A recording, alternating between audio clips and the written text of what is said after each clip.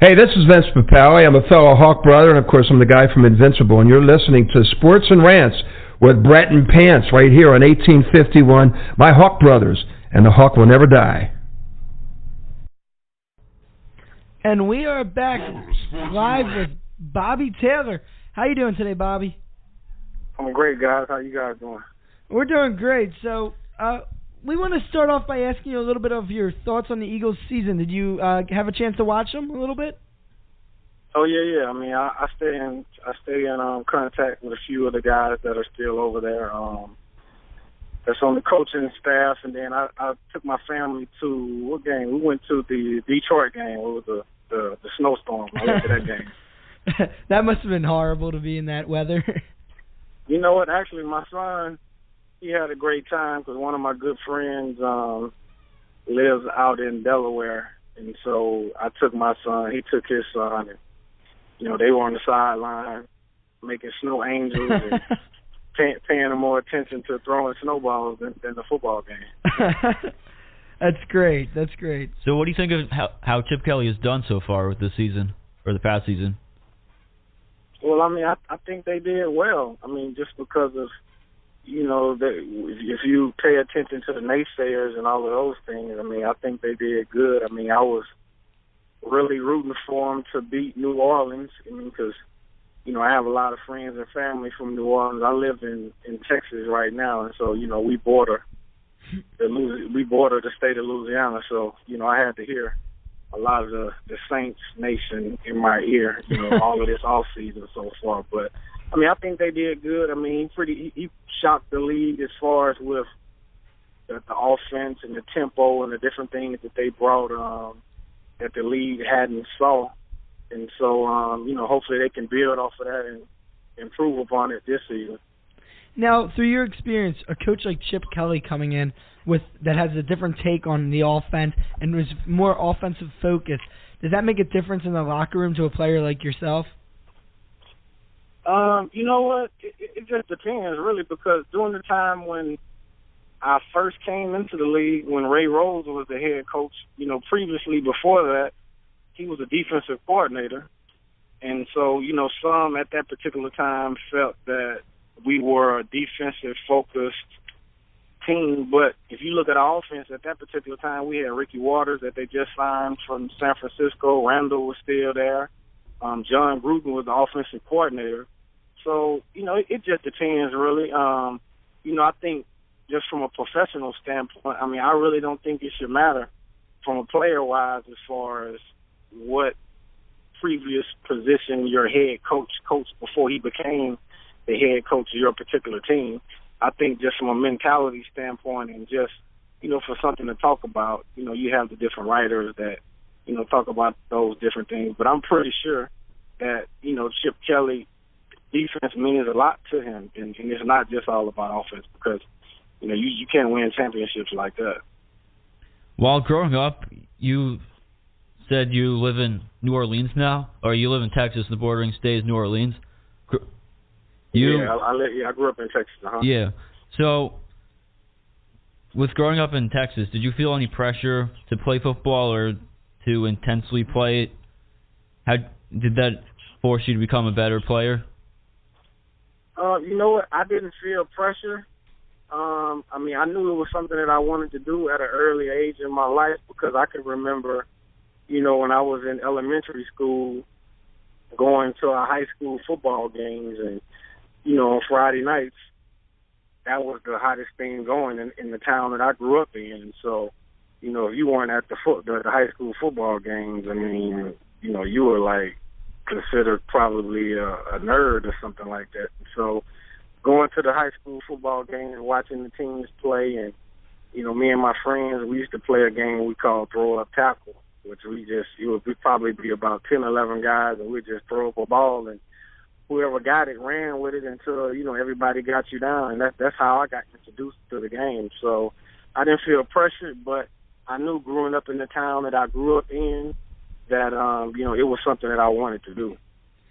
Now, what made you decide to play the defensive position of cornerback? Did anyone influence you to play that position growing up, or did you play offense as well growing up? Well, I played offense growing up. I played offense and defense. And I played all three sports. And I ran track. I played basketball. And, I didn't just focus in one particular sport. And I think that that's something that, a lot of kids and a lot of parents as well, it's almost like they force their kids to just specialize in one thing. And I think for me, playing all of the different sports, it just helped me out fundamentally, having different skills because, with all of the different sports out there, the more you play, I feel like you can pull a little bit something. You can pull something from each particular sport that can help you out in all of them.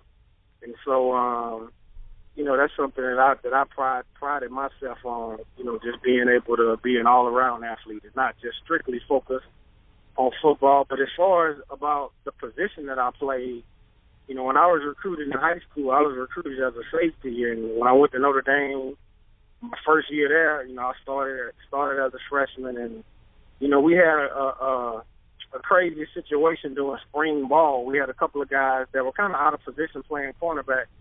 And Coach Holtz was just kind of like, Bobby, we're having a scrimmage today, and I just want to try you at cornerback, and let's see what happens.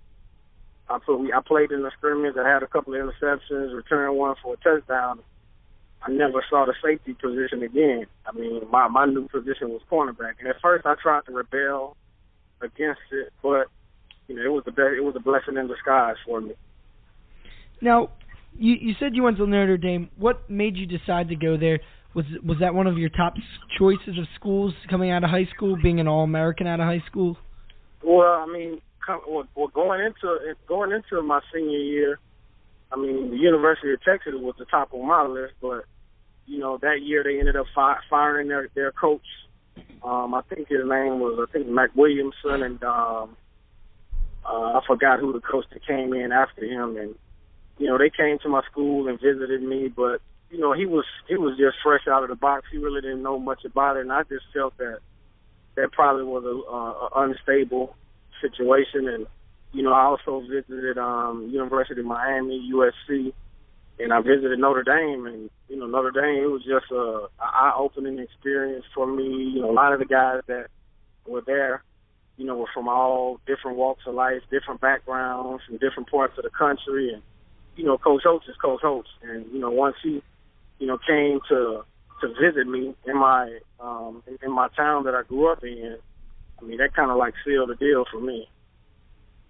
Now, playing for a coach like Coach Holtz, what was that like? He's a legend in Notre Dame. He's a legend around here as well. He's a all-time great coach. What was that like playing under him? Oh, I mean, it was incredible. I mean, he was motivating. I mean, he got on you. I mean, he held you accountable. I mean, he taught us more than just about X and O's, but, when we played different teams that, were our rivals, he made us study up on it. So he wanted us to know the history, of some of the players that played before us. And, and it gave you a greater appreciation of, the game itself. And so, playing for him was a joy. Now, playing in South Bend, did you feel the pressure of wearing the Notre Dame jersey? It's a big football town. Everybody focuses on Notre Dame football. What was that experience like? You know what? I mean, it obviously wasn't on a high school level, but I think growing up in a small town where you have the only thing that's pretty much going a lot of times is whatever is going on at the high school and your football team. And so I think that kind of, it helped me to be in that type of spotlight. I mean, obviously, Notre Dame, we pretty much, during the time when I was there, they had just signed a big NBC contract, and, we called it the Notre Dame Broadcasting Channel or whatever. So just because, we played on there pretty much every week. And so obviously that was, something that, you couldn't imagine. But I just think playing in a smaller town where you had a lot of spotlights on you and in the state of Texas with football being so grand, it helped out a lot. In 1993, when you played with Notre Dame, you played in what's now known as one of the top games of this last century for football when you guys faced FSU, when you both were undefeated. Do you remember that game? Oh, yeah. I remember it. I remember it a lot. I mean, it was, hyped up. I mean, they had Charlie Ward, who won the Heisman Trophy, and I think at the time, but before that game, I think they were rated number 1, and maybe we were number 2, and so everything that they said about the game as far as all the hype, I think it came true. I mean, if you ask probably some of the Florida State guys at that particular time, because they lost, they probably wouldn't say so. But I mean, it was a great game. I mean, there were politicians and all type of people that that our ticket people were telling us about, that they were trying to request tickets because they wanted to be there, and so it was a great experience. I mean, I had fun, and it was even better that we won. I mean, the only unfortunate part of that situation was we beat those guys, and then the following week we lost to a team like Boston College, and so that knocked us out of the chance to be able to play for the national championship. But it was a great experience despite that. Would you consider that one of the biggest games you've played in? I would say so. I mean, definitely on the college level. I mean, because, when you look at that game, I mean, that easily probably, I would say, had to be in the top 20 as far as I feel college football games of all time, because, the game was good itself, but then when you can just go down the list of players that, played in that game that went on to, do bigger and better things on the professional level. So I would say so. After your senior season, you were named an All-American. At this point, did you expect to be drafted where you were, and how was that process like? Did you know you were going to be drafted at a certain point of your college career? You know what? I mean, when I first went to Notre Dame, that was the farthest thing from my mind. I mean, my thing was just I wanted to be able to go to a great university, get a good education, and if I could play football as well, I mean, that was just icing on the cake. But I'm not naive. Once I was there, and after my freshman year, I mean, I think we had about 5 or 6 guys that were drafted in the first round by itself, and so when you started to see that, I mean, I started to get more education on just the NFL as well, and just with the guys that were going before me, and I mean, I would read the articles and the papers and things like that, and so I knew that I was rated pretty good and things like that. So it became a goal that I saw that was attainable, but I mean, it wasn't something that I was thinking about when I was in high school. You get kids nowadays I go and talk to from time to time, and they're already talking about going to the league, and they haven't even finished high school yet. So it was a little bit different time, when I was coming up, but it was great despite that. Throughout the draft process, did you know that the Eagles were interested in you? At what point did you know that it could become an Eagle? I knew that they had just Eric Allen had left the team, and he had, I think that year, he was with, the Saints, New Orleans Saints. He had just left, so I knew there was a possibility of need of a cornerback or a defensive back, and then I also knew that they were, looking for some other defensive pieces as far as the D-line. And I actually, the Eagles, they flew me out there for a visit before the draft as well, so I could, they could interview me and I could meet some of the coaches and things like that. So I knew that there was some interest, but, my thing was I didn't want to, put my eggs in one basket, because I visited some other teams as well, about 4 or 5 other teams. And, I just wanted to just kind of like sit back and enjoy the process. And when it all happened, I mean, I was calm. I wasn't nervous or anything like that. I mean, I was just blessed that, I was able to continue my dream to play at the next level. Did you have a team that you wanted to get drafted for? No. No. No. I mean, growing up, I was obviously a Cowboy fan just because I'm from Texas or whatever. But I had no no ambitions of thinking like, what, it's a possibility that I could be a Cowboy, because I didn't want to get caught up in that, because just seeing what some of my other friends that went through that I was playing with at Notre Dame that were in the draft the years before me.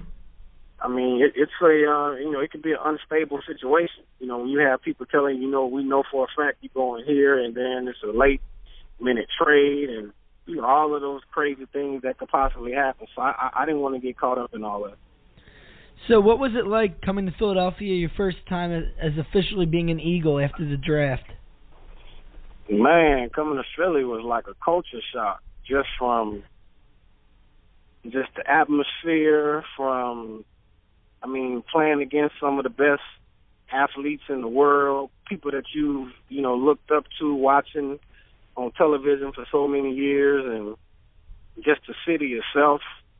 It was a total different animal, because, I grew up in a small town that was, I think the population at the time was like maybe 40, 50,000 people. And then when you go to a city that, has hundreds of thousands, almost millions of people, when you consider the surrounding, basically the tri-state area or whatever. It was definitely a culture shock for me, because even at Notre Dame, even though we got as much exposure as we did, it was still a small town with just, only a couple of thousand people or what have you. Is there one moment that stands out for you during your first training camp, of like standing out moment that you were initiated to the team or coming out? Oh, heck yeah. I would probably say probably one of the moments that stick out the most is when it was just a regular day. I think maybe about a couple of weeks in the training camp, and at that time we were our training camp was being held down at it wasn't in Lehigh. I forgot the university that we were at that particular time. Westchester? Yeah, Westchester, PA. And so we had just had a morning practice, and I was getting ready to go and rest and get some lunch, and I come back to the facility getting ready to get taped up to put on my gear. And one of the safeties, and it was a guy that was already on the team. I think this was probably about his maybe third or fourth year. I forgot the guy's name. He went to UCLA. But anyway, he a guy at the time that I didn't know what the guy's name was, but his nickname became the Grim Reaper, which we called him. And so it was a guy, basically, when you get ready to get cut, you see this particular guy. So this guy was on the table getting his ankles taped, and the Grim Reaper showed up, was like, hey, his name was Marcus. Hey, Marcus, come talk to me for a second. Bring your playbook. And I'm just looking around like, man, what's that all about? And then they cut him in the same number that he was wearing. They had just signed another guy, and then the next guy came to practice wearing the same number. So that was just like a total eye-opening experience for me, because, I'm used to, once you sign your scholarship, you're gonna be a part of the team, regardless if you play or not. But that was just a real world, real life experience that showed me that the NFL was all about business. How was it like playing in your first season, your first couple games? You eventually became a starter in your rookie season. What was that like being a rookie in the NFL? You didn't start your career right away from the first game of the season. You got your first start after the Eagles struggled your rookie year. Yeah, I started. It was actually, we were on the road in New Orleans. It was like the fifth or sixth season of the game. But fortunately, I won the nickel back spot, and so I was playing about, maybe if the defense was getting 70 plays per game, I was playing on probably about 30 to 35 of those plays. And so it was kind of like I was a starter, but I wasn't. But one thing I made my mind up with was that once I did get the start nod, that I wasn't going to relinquish it. And so that happened in the New Orleans game, and I've started ever since I was there. For the rest of the time I was there. Now, and you'd play your whole career with the Eagles. What was it like going into the 1999 season when Andy Reid would take over as the coach? You know what? When someone else had to call me, the way I found out about Andy becoming the head coach was somebody called me and told me about it, and I was like, who? What? And so I had to research who he was and where he came from, and just look at his lineage of the different places that he had previously coached. And so I did that, and at first I was a little bit rebellious just because Ray and Emmett and all those guys were the people that brought me in. And so as bad as things were at that particular time, I was still kind of naive to the point to just think that Ray would still be our head coach that following year. And so, but Jim Johnson was our defensive coordinator, and Jim came in and he shook things up. And at first it was different, I would say. You mentioned how Ray Rhodes brought you in, and you didn't know who Andy Reid was. Did you notice any change in the team, anything with the culture or how things were done? Yeah, I did. Because every head coach, has to come in and put their stamp down on the way that they want to do things, the way that we practice changed, our schedule changed somewhat, and but at the end of the day, it was still football. It was a new, fresh face, and it put guys on notice. And then we also brought in some new players, new free agents, and things like that. And like I said, when I was previously talking about Jim Johnson, he brought in his different blitz packages, and at first, we were sitting back thinking like it was kind of too good to be true to a certain degree, or whatever, as far as how he was telling us he wanted to be able to use some of the talents that we had. And, but once we got through that first couple of mini camps and then we went into training camp, it was a different, we had a different mindset. We struggled at first, but, those guys had a plan, and I think the guys on the inside really bought into it. And, we kind of changed the culture around there a little bit. Today you say you still follow the Eagles today and Chip Kelly.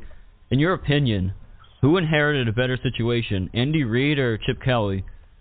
Because Andy Reid came in after a team went 3-13, and Chip Kelly is came in after he went 4-12.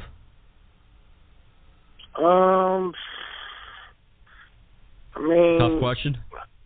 Nah, I think I think you can probably look at it like they yeah, it is a tough question. I guess when you look at it and you want to talk about just successes, obviously Chip Kelly with those guys being able to go to the playoffs, and we didn't go to the playoffs our first year when Andy was there. You could grade that as being a little bit more successful because that's what it's all about, being able to try to compete for your division, get into the playoffs, and and then at that point anything can happen. So I guess if you had to judge it, I would probably say Chip. All right, now going back to Jim Johnson, what stuck out to you about his exotic blitzes that he would draw up? How would he incorporate you in them? Well, he would incorporate me because, like I said, at that time, even when I still was the starter, and we would bring in our fifth defensive back, I would just slide inside to the slot and play the nickel. And, with the nickel position, I had to make a lot of the calls and a lot of the different checks. And also, he had me involved with like some of the different blitzes and, things like that. So, it was a lot of fun. Because, sometimes we would sit back and, we would get our scouting reports and get the game plan, and he would draw some of the things up on the board. And, you would almost think that we had 12 people out there because he had so many arrows going in so many different places. But that's just the type of chaos that he wanted to, present to the opposing team. And, after we, got our feet wet and, we started getting some different, some different guys, and we started, getting some guys through the draft and free agency and things like that. I mean, you could really, when we totally bought into what he was trying to do, and, it propelled us to be one of the, best defenses for, a number of years. What do you think made his attacking 4-3 defense so punishing against quarterbacks? Repeat that question. Say that again. What do you think made Jim Johnson's attacking 4-3 defense so punishing against quarterbacks? Well, I mean, I'm going to be biased. I'm going to have to say because he had guys like myself, Troy, Al Harris that could cover to where, we could cover guys forever almost, you would think. And so when you have those capabilities, you can like blitz 60-70% of the time, and that's what we did at that particular time. So, asking me that question, I'm kind of biased. But there were times as well when, Hugh and Corey Simon and all of those different guys up front, they would be causing a lot of havoc as well as far as just getting there on their own. So it all worked hand in hand. But I think just what allowed Jim to just create probably, I think, the most extensive list of his different blitzes in his packages were the guys that he had on the back end that could cover the way that we could. Now, you had the opportunity to play for what's considered one of the best Eagles defenses of all time, with Brian Dawkins, Troy Vincent, Al Harris, Hugh and Corey on there as well. What was that like? Did you guys consider yourself one of the top defenses in the league every year? Oh yeah, that was something that we talked about and we embraced it. We challenged ourselves personally. We challenged each other personally. So that was something that we wanted. We wanted that spotlight. We wanted to be the last group on the field to determine if we were going to win or lose the game. And Jim loved it. We all loved it, and I think with us having that type of mentality, it allowed for us to be as successful as we were at that particular time. That defense was known for being so crushing and physical. Did that change as the rules of the NFL became stricter, or did you just play as you guys always were? You know what? And I think that's a good question you asked that, because every year there are different rule changes, and the referee, one day out of every team's training camp, the referees, they go around and they come and show you different videos as far as the emphasis of what they're going to have as far as the different rules and things like that. And every year, I promise you, our secondary is like we starred on the video, because they would just show us all the time, especially a guy like Al or Al Harris or whatever. We were like stars on that video every year when the referees came and visited us in training camp. They showed a lot of different plays as far as us being physical and things like that. But you know what, though? With that being all said, that never changed, like, our mentality. We were like, listen, we're going to be physical. We're going to try to put our hands on you. We're going to try to jam you up. And, if you call it, call it. And, we had the support of Jim, because, he knew it was tough. He knew it was tough out there on the outside, trying to cover these different guys. And, sometimes as a defensive player, I look at it like, with the league trying to make all of these different changes, is this to get offenses to score more points? What is this really about or whatever? And so we would almost kind of get mad about it every year, but it never changed how we were going to be aggressive and how we were going to attack people. And, if we got a penalty, so be it. That's cool. We can accept that. And, I'd rather get a penalty than let someone score a touchdown, because I know with the penalty, we're going to have to line back up and you guys are going to have to run another play. So that was the mentality that we had. Jim Johnson, he embraced it. All of our different secondary coaches embraced it as well. And, I think we thrived on it. in 2002, you would be named a Pro Bowler as an Eagle, and then 2 years later, you would leave Philadelphia. What was that like to end your career leaving, going to the Seahawks after being a Pro Bowl player here in Philadelphia, being on some great teams? What was that like, and how did you feel leaving Philadelphia? You know what? It was rough. I mean, it was something that, you know, I wish didn't happen. I mean, because when you look at what happened the next year, I mean, those guys went to the Super Bowl. But one thing I will say, and not to put a knock on any of the guys that were, you know, playing at that particular time, but if you rewind that Super Bowl game when the Eagles played against New England, and you look at how they were attacked defensively, like you look at how the Patriots tried to attack the Eagles' defense. I mean, they came out in like 5 wide receivers and things like that, and when we were playing, we never really saw that. So, you know, I feel like if we could have been a part of that, because, you know, at that time as well, Al was gone. You know, myself and Troy, we left the same year or what have you. But, you know, I had a great career my 9 years there. I mean, at that particular time, I mean, I was the longest tenured athlete, period, with all of the different sports. When you look at baseball, hockey, I mean, all of the basketball, out of all the different sports at that particular time, I mean, I was like the longest tenured athlete that had been in Philadelphia. And so to make it to that point, I mean, it was a blessing. And I knew, you know, it was a matter of time because, I mean, what's the percentage of guys that come in to one team and they stay there for their entire career?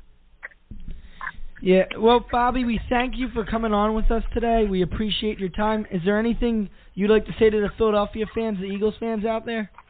Man, you know, Philly showed me a lot of love. I mean, I had a great time there, and, you know, I love coming back there now, bringing my family, you know, letting them visit and, you know, take part in, you know, some of the things that I was fortunate enough at the time to witness. And, you know, I got a number of love for Philly. Well, Bobby, thank you for coming on with us. We appreciated your time today.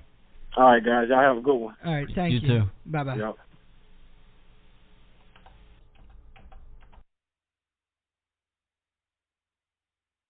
This concludes our podcast of Sports and Rants with Brent and Pants. Thank you for listening. Please follow us on Twitter at Sports and Rants. Like us on Facebook. Remember to subscribe to us on iTunes.